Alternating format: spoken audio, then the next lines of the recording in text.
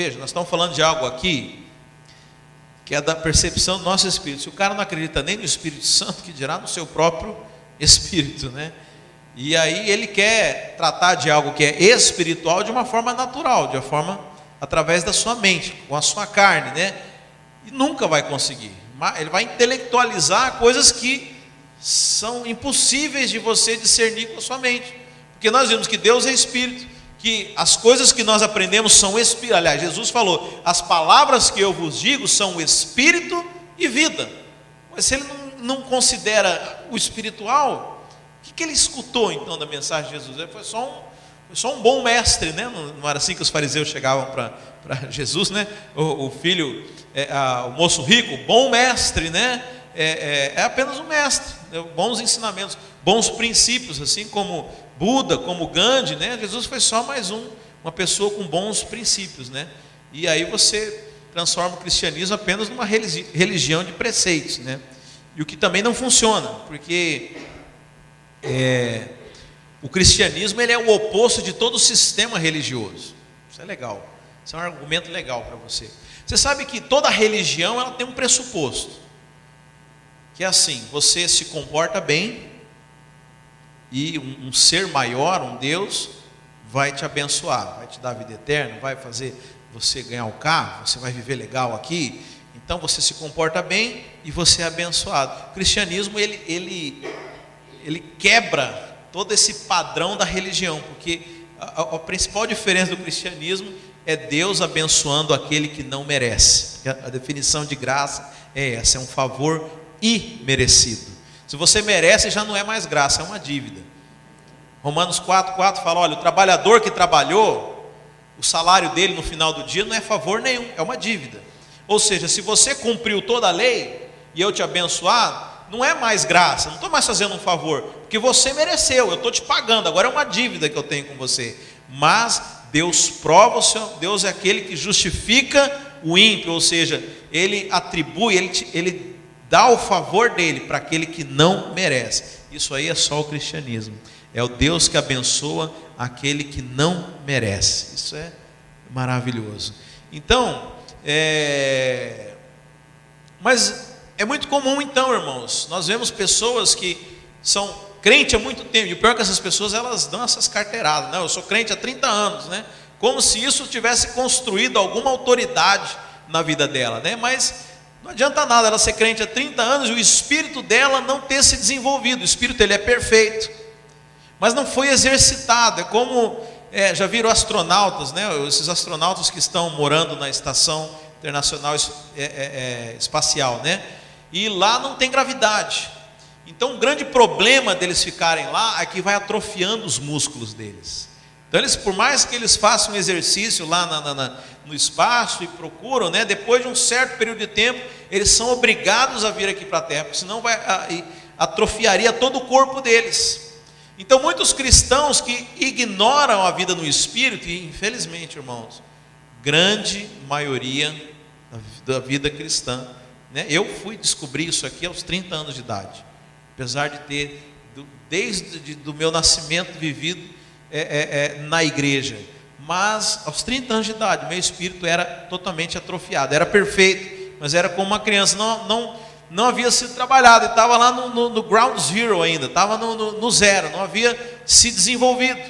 E a mesma forma nós temos que entender que o nosso espírito precisa crescer, precisa ser exercitado, precisa tomar forma, e através do exercício, através da nossa interação com o mundo do espírito.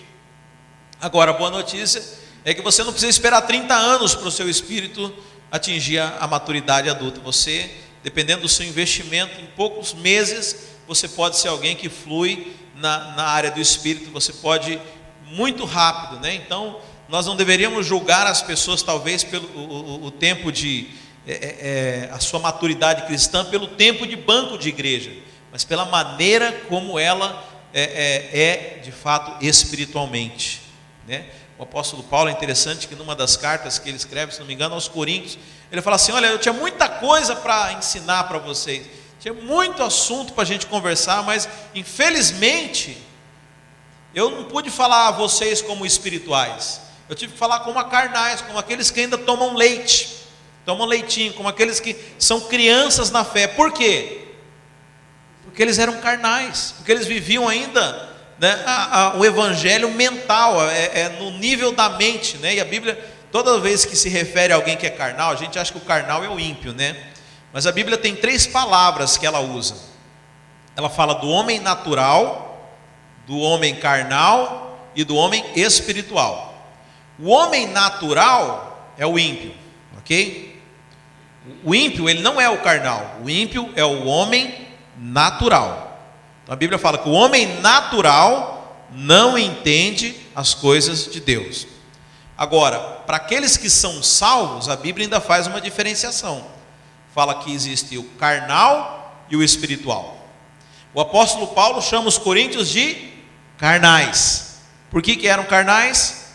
Porque viviam no nível da carne, ou seja, no nível mental. A gente acha que o carnal é aquele que comete pecado, fala palavrão, faz um monte de coisa errada. Não, o carnal é quem vive na carne, através da sua mente, racionalizando. Agora é interessante, porque eu venho da igreja, né, como eu falei, de uma igreja muito tradicional, que era presbiteriana.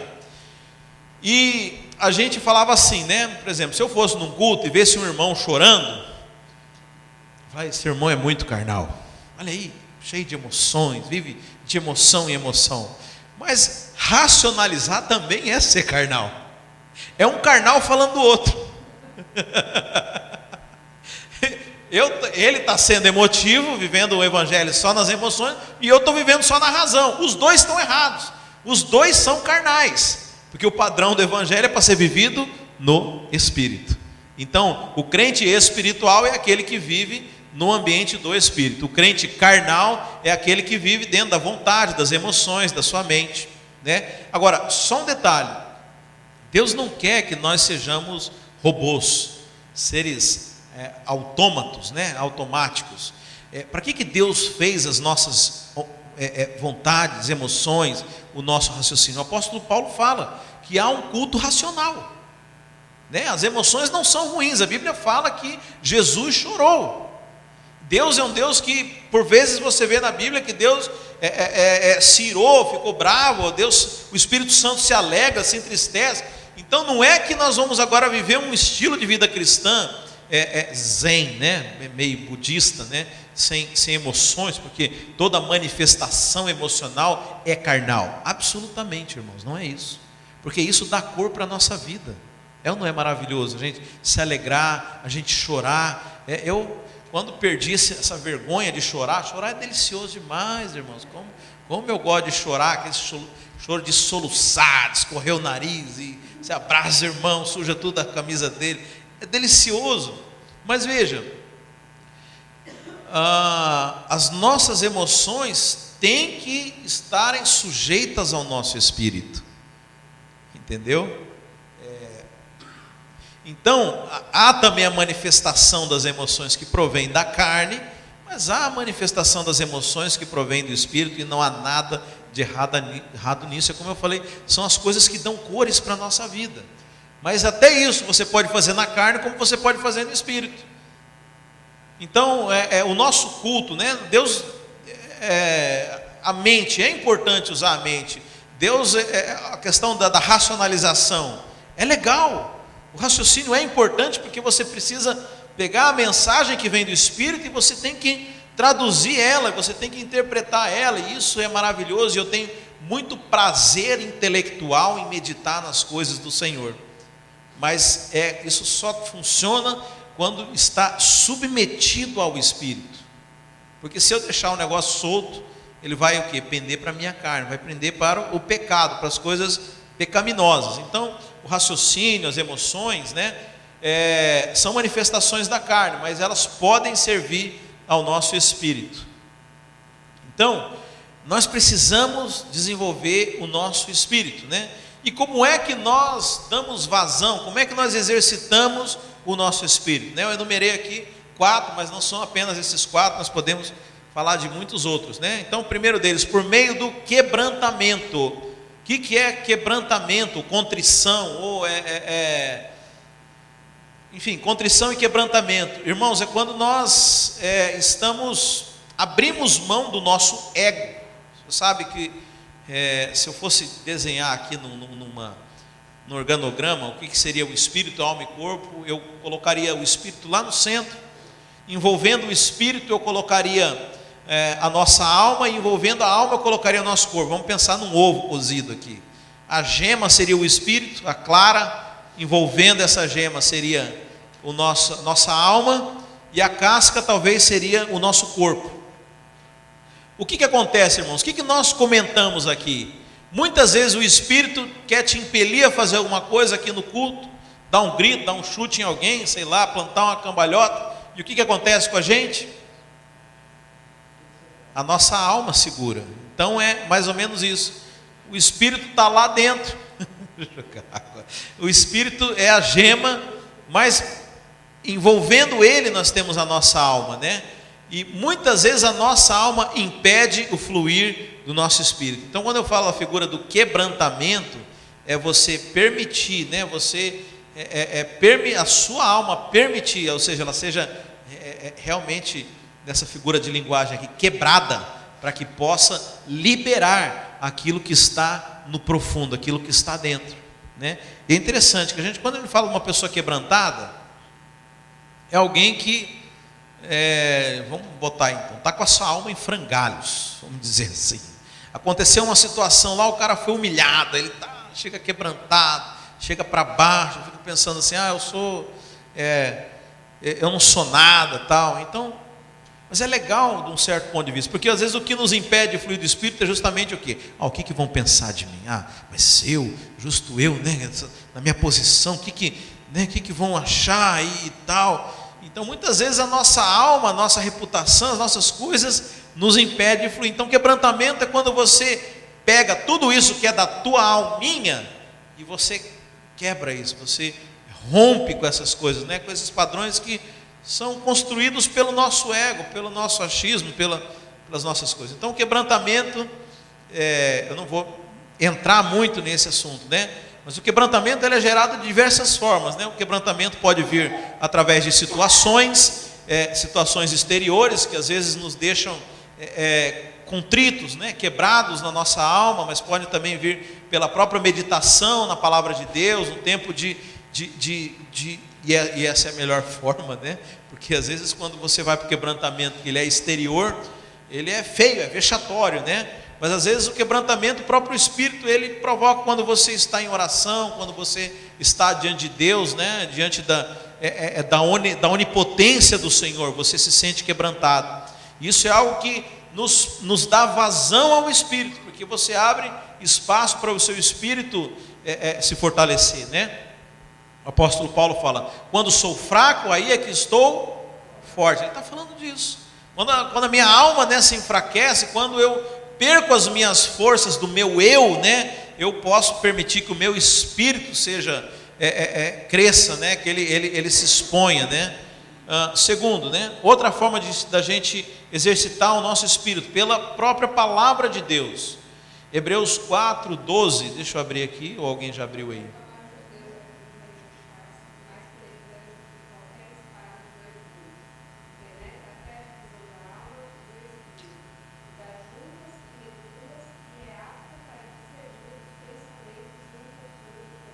Então, a palavra de Deus, ela consegue separar a sua alma do seu espírito, entendeu?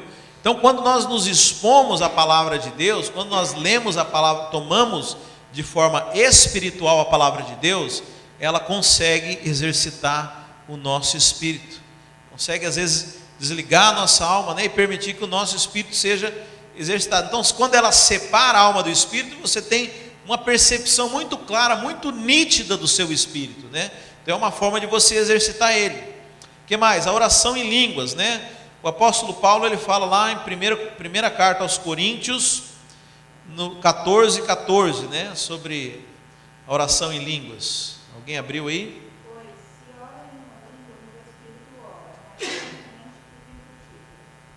Então, quando eu oro em línguas, quem está orando é meu espírito, e a mente fica infrutífera. Fica muito nítido para você que a diferença entre o seu espírito e a sua alma, porque a mente fica lá sem fazer nada, né? Fica sem entender nada, mas você vê que algo está acontecendo. Então, por que exercita o Espírito? Porque fica muito claro, fica evidente. Você vê que nós estamos falando de coisas que separam o Espírito da alma, e aí você começa a ter essa percepção do que é o Espírito. Né? Quando a palavra de Deus separa a alma do Espírito, você começa a perceber o Espírito de uma forma diferente, você começa a entender, peraí, isso aqui é alma, isso aqui é Espírito. Quando você ora em línguas, fica muito claro para você, não, isso aqui é alma, porque agora a alma não está fazendo nada e mesmo assim eu estou orando, então isso aqui é alma, isso aqui é Espírito. Então você começa a perceber o Espírito sem a casca da alma, então você começa a entender o Espírito e dar vazão para isso. E por último, rejeitando a passividade. Deixa eu botar uma referência aqui que eu não coloquei, que acho que está em Efésios, que fala assim, não vos embriagueis com vinho, mas enchei-vos do Espírito. É Efésios isso? Então vamos procurar essa enchei-vos. Minha mãe acha que é Tiago. Enchei-vos do Espírito. Vamos ver. Efésios 5:18. Você achou? Quiser ler para nós?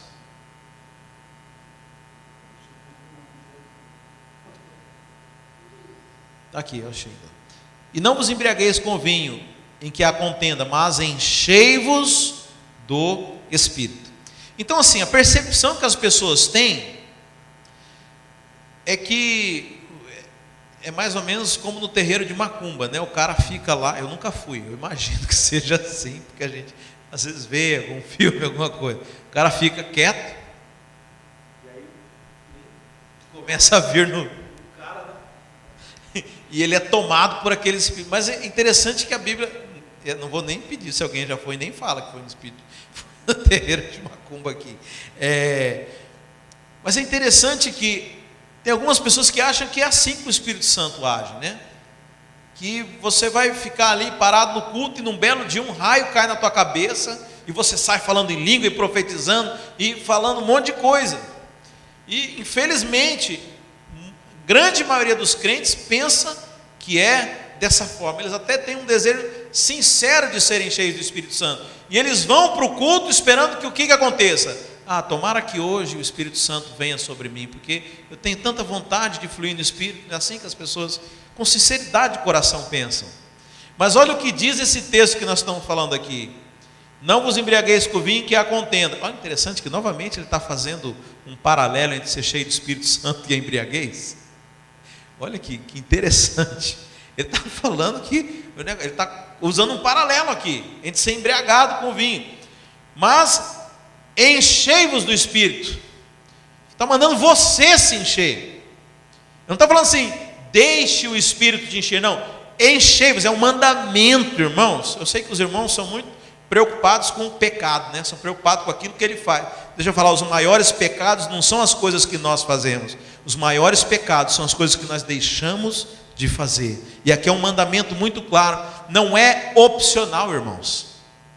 Está mandando você se encher do Espírito. Isso é um mandamento da Bíblia. Agora, quem se enche somos nós.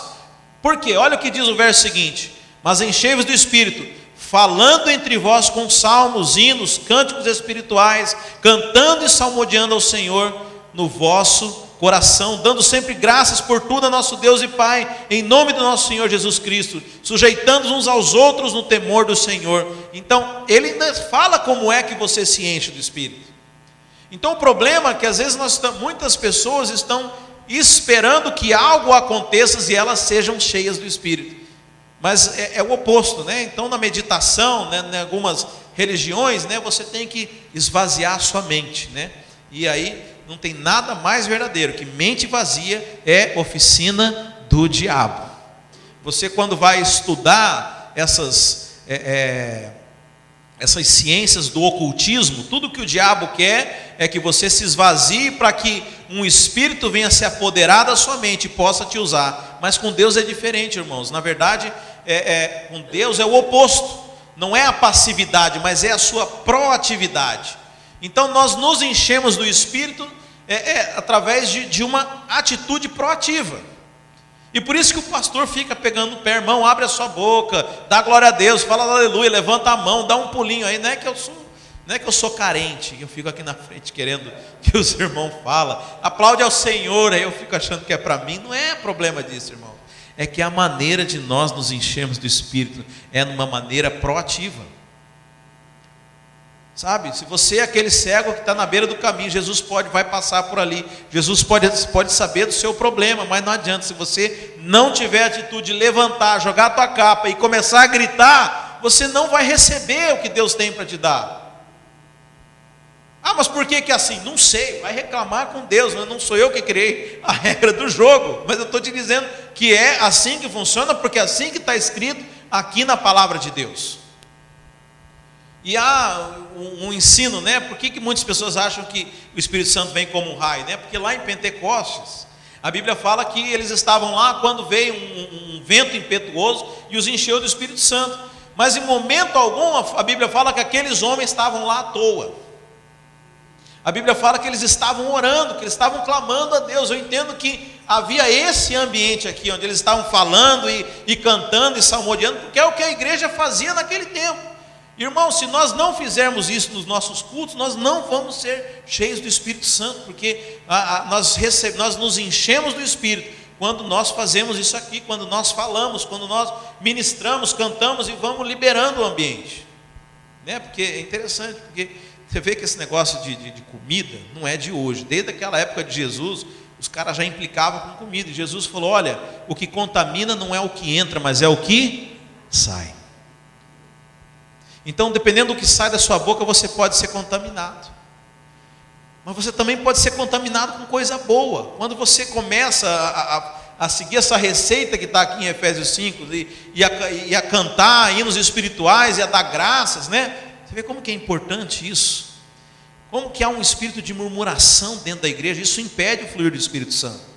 Porque você recebe o Espírito Santo que está falando quando você dá graças por tudo a Deus Pai. Quando você tem um coração grato. E o diabo, sabendo disso, ele trabalha justamente no nosso descontentamento. Não está falando que vai ser um mar de flores, mas está mandando você agradecer por tudo. Então são coisas que nos enchem do Espírito. Nós exercitamos do Espírito. Então, quando você tem esse ambiente o tempo inteiro, a sua boca você abre para glorificar, você tem um coração grato, você está o tempo inteiro cantando, essas coisas te enchem do Espírito. Por isso é muito importante rejeitar a passividade. Você sabe, na religião, as pessoas têm que ficar quietas para que o sacerdote lá na frente venha ministrar, mas dentro daquilo que Deus faz, é muito pelo contrário. O nosso culto, ele é um ambiente participativo. Você não veio, eu sempre falo isso para os irmãos, você não veio assistir a um culto, você veio prestar um culto ao Senhor. Se você chegou aqui e ficou quieto o tempo inteiro, só escutou as músicas, só ouviu o pastor pregar e foi embora, você não fez nada, você só assistiu. E o nosso objetivo não é esse, você veio junto com seus irmãos prestar um culto ao Senhor. Então é importante, nós temos que ter uma atitude proativa, senão nós não vamos nos encher do Espírito. Aliás, entendo, não estou dizendo que você não tem um Espírito, mas você só vai exercitar o seu Espírito quando você der vazão para essas coisas, porque a Bíblia fala que ninguém pode glorificar a Deus, ninguém pode testificar de Deus se não confessar a Jesus. Eu vou tentar lembrar esse versículo. Ninguém pode dizer que Jesus é o Senhor se não for do Espírito. Então, todas as vezes que você ministra esse tipo de coisa que é espiritual, de cânticos, de render graças, você está tocando em algo que é do Espírito, você está exercitando. É como você estivesse numa academia espiritual, trabalhando esse Espírito que, apesar de perfeito, né, talvez não foi desenvolvido, e você está tocando nessas áreas espirituais, e está exercitando o seu Espírito, está permitindo que ele venha crescer e se fortalecer mais na sua vida. Amém, meus irmãos? Alguém tem alguma dúvida?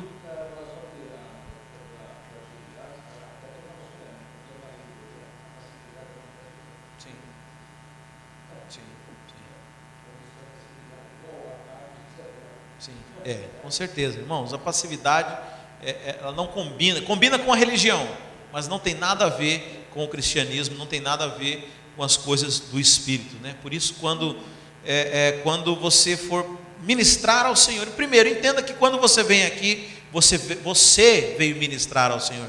Por mais que essa reunião esteja sendo dirigida por outra pessoa, essa pessoa não está ministrando no seu lugar, ela está apenas conduzindo a ministração da igreja, mas você veio ministrar ao Senhor. E quando você fizer isso, faça de todo o seu coração, porque é para o Senhor. Seja intenso nas coisas de Deus, porque você está ministrando ao Senhor, e quanto mais você for intenso, mais você vai fluir do Espírito.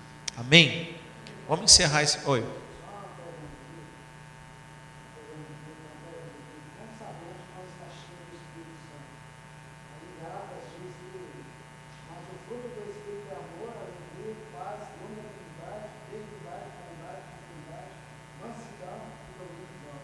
Todos ouviram? Deixa eu ler aqui no microfone. Gálatas.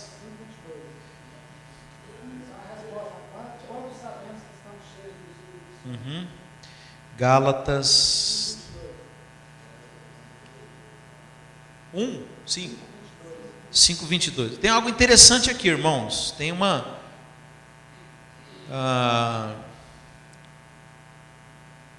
mas o fruto do Espírito: amor, gozo, paz, longanimidade, benignidade, bondade, fé, mansidão, temperança. E se você olhar no verso anterior, no 19, fala assim: porque as obras da carne, e aí vem prostituição, impureza, lascívia, idolatria, feitiçaria, inimizade, porfíria, emulações. Tem um detalhe aqui: aquilo que é da carne, a Bíblia fala que são obras. Aquilo que é do Espírito é fruto. O Espírito não tem obras, o Espírito tem fruto. A carne não tem fruto, a carne tem obras. O que isso quer dizer? Que o fruto não é algo que você faz força para gerar.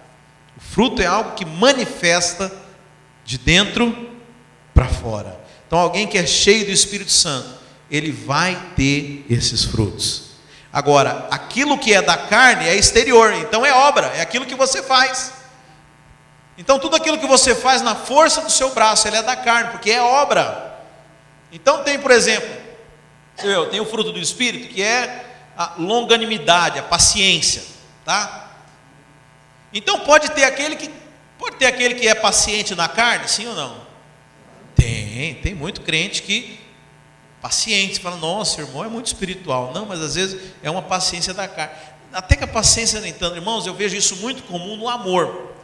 Porque tem muita gente que usa amor para manipular o amor que é da carne. E são pessoas tremendamente amorosas. Vem aqui: ô irmã, ai, mas querida, você está tão linda. E assim, gente melosa, dá até asco.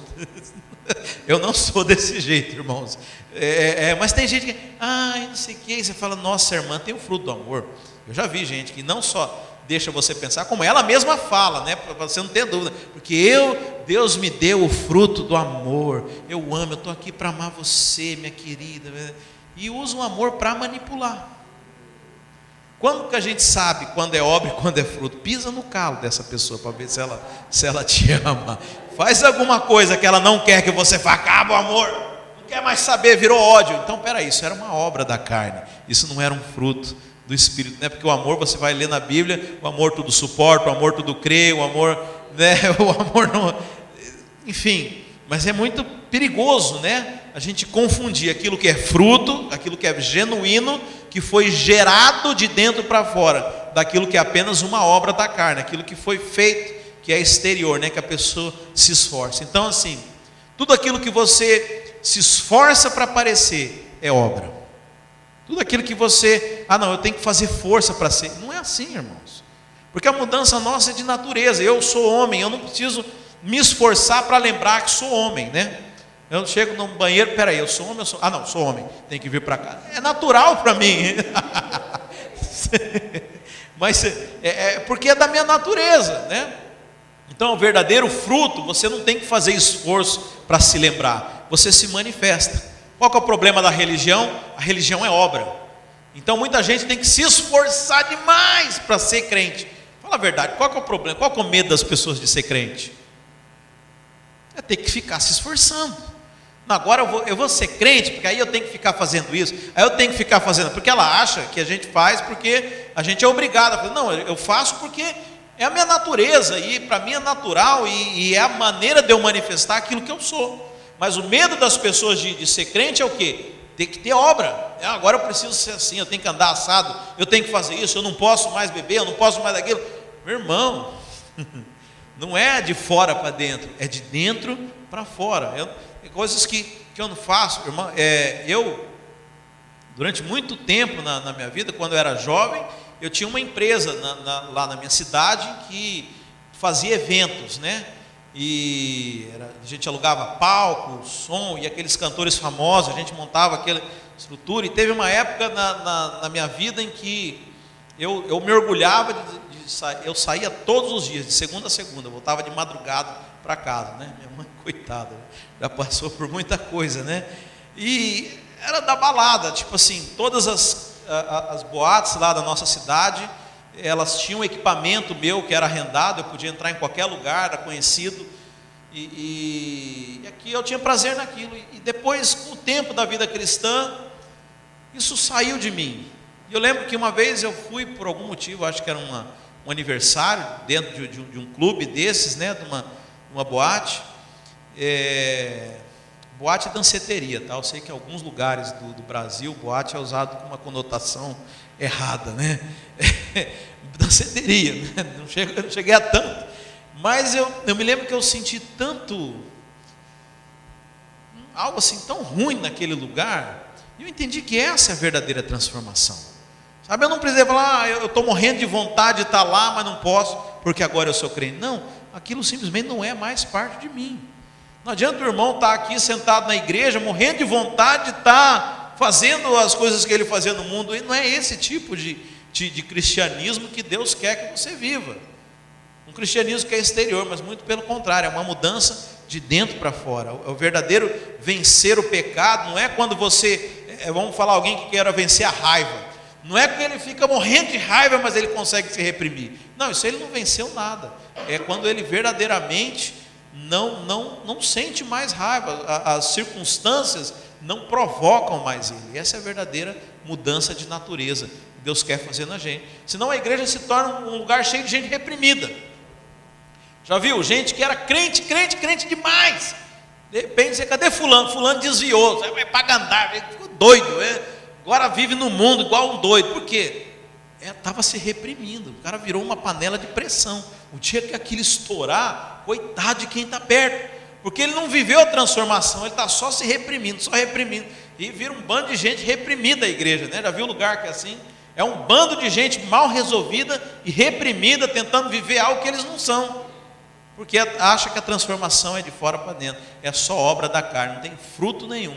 Que o fruto ele é naturalmente, você nem sabe como explicar, o fruto ele nasce. Então a comunhão, o desenvolver do Espírito, ele gera o fruto verdadeiro. Amém, irmãos? Vamos ficar de pé para a gente orar, nós vamos fazer um intervalo do almoço agora.